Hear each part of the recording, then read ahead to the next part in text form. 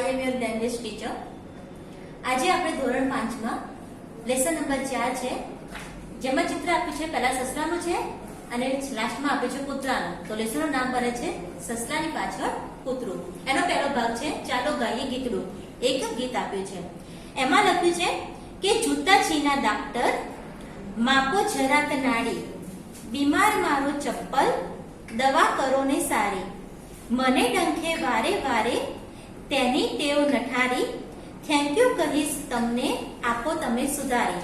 જૂતાજીના doctor એટલે કે ચપ્પલ જે સીવતા હોય એ ડાક્ટર એટલે કે મોચી. જૂતાજીના ડાક્ટર એટલે કે મોચી. માપો જરાક નાડી, નાડી એટલે કે જે ચપ્પલ છે એની જે પટ્ટી છે એ ચેક કરવાનું કહે છે.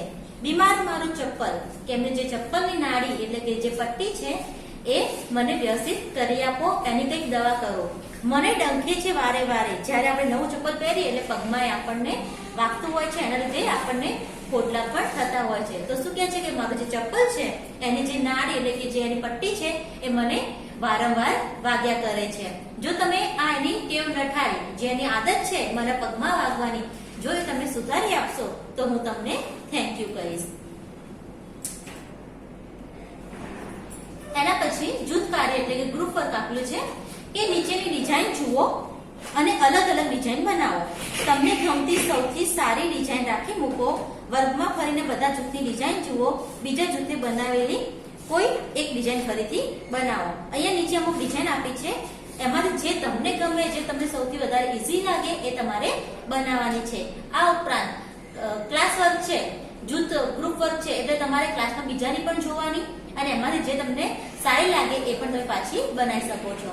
એના પછીનો છે વાતચીત. તમારા પુસ્તકનો આકાર કેવો છે? પુસ્તકો વડે શું શું બનાવી શકાય? તમારા જૂથે પુસ્તકોમાંથી શું બનાવ્યું અને કેવી રીતે? એના પછીનું છે વર્ગમાં શીખો અને ઘરે જઈને બનાવો. આ એક એક્ટિવિટી છે, પ્રવૃત્તિ છે જે તમારે વાંચ્યા પછી કરવાની રહેશે. એના પછીનો પ્રશ્ન આપ્યો છે કે આકૃતિ બનાવો અને તેના આધારે જવાબ લખો. હવે અહીંયા બે આકૃતિ આપી છે અલગ અલગ. તો પહેલી આકૃતિનો પ્રશ્ન આપે છે કે પહેલી આકૃતિમાં કેટલી દિવાસળીની જરૂર પડી? આ જે પહેલી આકૃતિ છે એની અંદર ટોટલ કેટલી દિવાસળીની જરૂર પડે છે? તો આ દિવાસળી જો આપણે ગણવા જઈએ, કાઉન્ટ કરવા જઈએ તો ટોટલ કેટલી થાય છે? 26 દિવાસળી થાય છે. બીજો પ્રશ્ન છે કે પહેલી આકૃતિમાં કેટલા ત્રિકોણ બનેલા છે? હવે આ જે આકૃતિ છે એમાં ટોટલ ત્રિકોણ કેટલા બનેલા છે? તો કાઉન્ટ કરીએ તો 1 2 3 4 5 6 7 8 9 10 11 12 13 ને 14. ટોટલ કેટલા બને છે? 14. એના પછીનો પ્રશ્ન છે કે બીજી આકૃતિમાં કેટલી દિવાસળીની જરૂર પડી? આ જે બીજી આકૃતિ છે એની અંદર કેટલી દિવાસળીની જરૂર પડે છે? તો કાઉન્ટ કરીએ 1 2 3 4 5 6 7 8 9 10 11 12 અને 13. તો કેટલી આકૃતિની કેટલી દિવાસળીની જરૂર પડે છે? 13. એના પછીનો પ્રશ્ન છે કે બીજી આકૃતિમાં કેટલા ચોરસ બનેલા છે? જે બીજી આકૃતિ હતી સ્ક્વેર વાળી એમાં ટોટલ કેટલા છે? તો એનો જવાબ આવશે 4. બીજી આકૃતિમાં ટોટલ એટલે કે કુલ 4 ચોરસ બનેલા છે.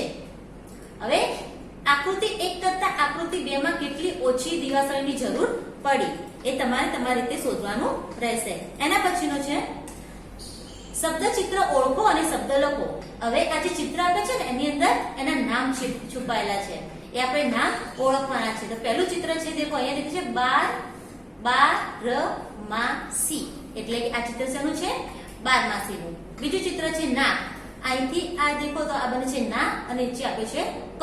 તો આ ચિત્ર શેનું છે? ના. એના પછી અહીંયા બ ટે ર. તો આ જે ચિત્ર છે એ બટેરનું છે. એના પછી અહીંયા લખેલો છે શબ્દ ડાળી. તો આ જે ચિત્ર છે એ ડાળીનું છે.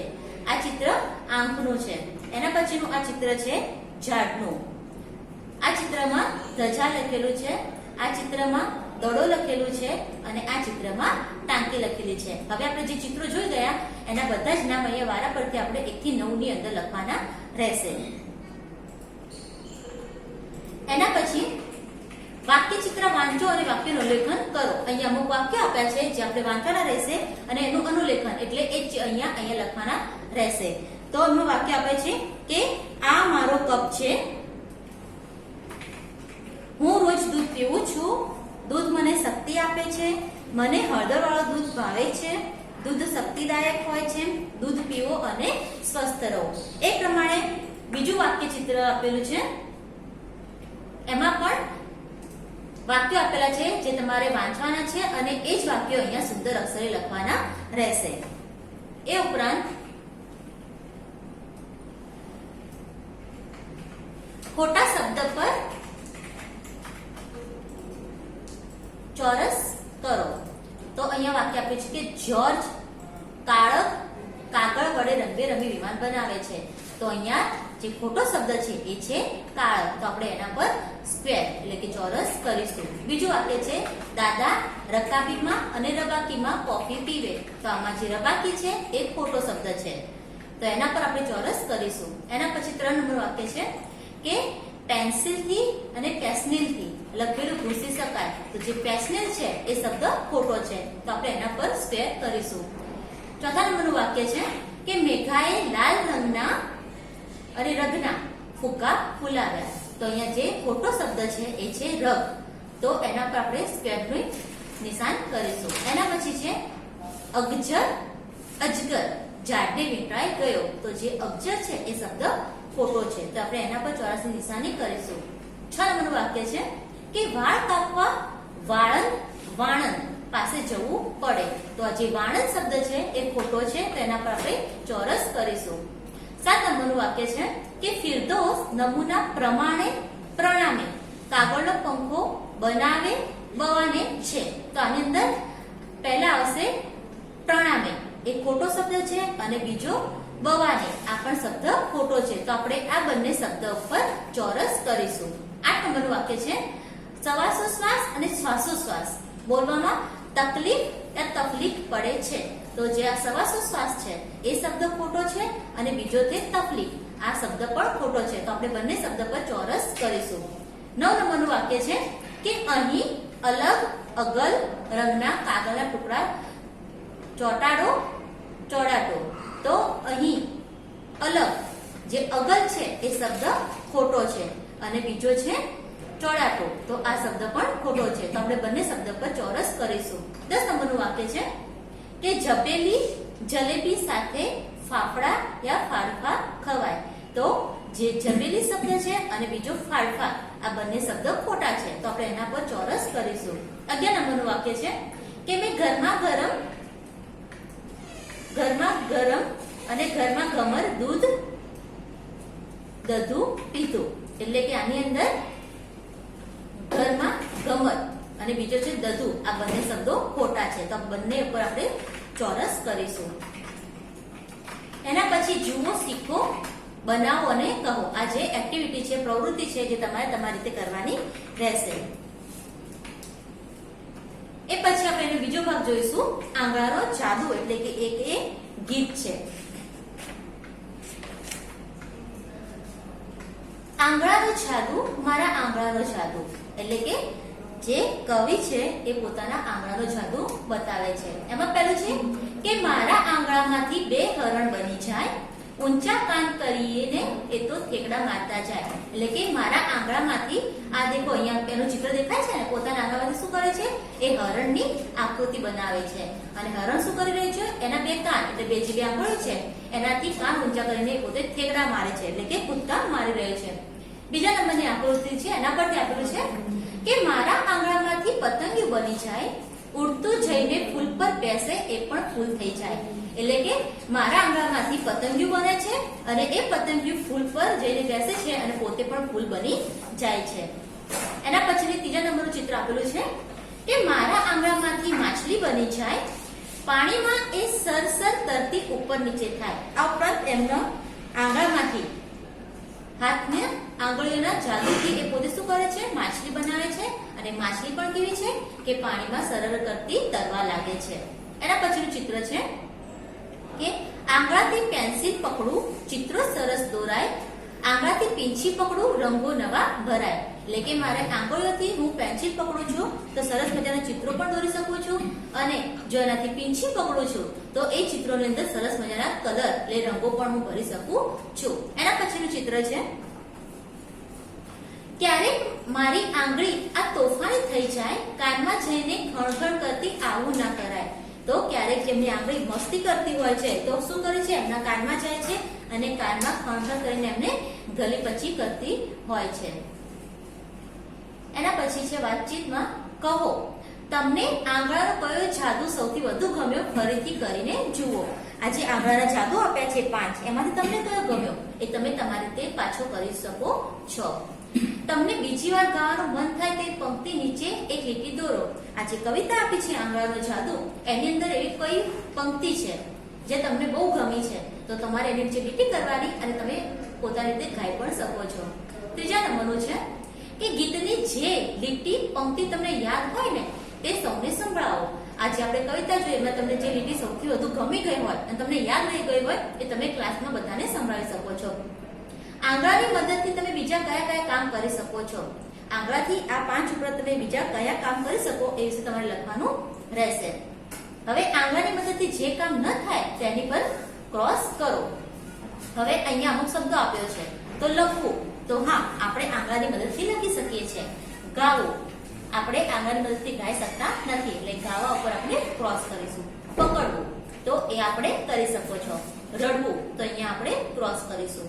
જંપવું, એ આપણે આંગળાની મદદથી કરી શકો છો. ચપટી વગાડવી, એ પણ આંગળાની મદદથી થાય છે. ટીંગાડવું એટલે કે લટકાવવું, એ પણ આંગળાની મદદથી થાય છે. હસવું, તો હસવા માટે આંગળાની જરૂર નથી, તો અહીંયા આપણે ક્રોસ કરીશું. એના પછી છે ચોંટાડવું, તો એ પણ આપણે આંગળાની મદદથી કરી શકો છો. દોરવું, એ પણ આંગળાની મદદથી કરી શકીએ છીએ. પીવું, એટલે કે એ પણ આપણે એમાં બી હાથની અને આંગળાની જરૂર પડે છે. તાળી પાડવી, એમાં પણ હાથની અને આંગળાની જરૂર પડે છે. ફૂલ ચૂંટવા, એમાં પણ આંગળાની જરૂર હોય છે. જોવું, એના માટે આંખોનો ઉપયોગ થાય છે એટલે આપણે આ શબ્દ પર ક્રોસ કરીશું. અને ચીંધવું એટલે કે બતાવો, જે આપણે આંગળાથી બતાવતા હોઈએ છીએ. આ ઉપરાંત પછીનો પ્રશ્ન છે કે શબ્દોને યોગ્ય ક્રમમાં ગોઠવી અર્થપૂર્ણ વાક્ય બનાવો અને લખો. તો અહીંયા વાક્ય આપેલું છે, એમાં શબ્દો છે જે આડાઅવળા છે. ફરવા ગયા અમે ટ્રેનમાં બેસીને. હવે જો આ વાક્યને આપણે અરેન્જ કરવા જઈએ, ગોઠવવા જઈએ, તો સાચી રીતે એનું વાક્ય બને છે કે અમે ટ્રેનમાં બેસીને ફરવા ગયા. બીજું છે હોશિયાર છે અને નમ્રતા વિક્રમ. તો નમ્રતા અને વિક્રમ હોશિયાર છે. ત્રીજું બને છે કે ફૂલ પર બેસે છે પતંગિયું.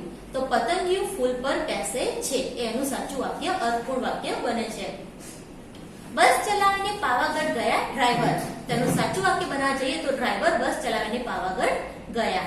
એના પછી છે હરણ થેકડા ઊંચા કાન કરીને મારે છે.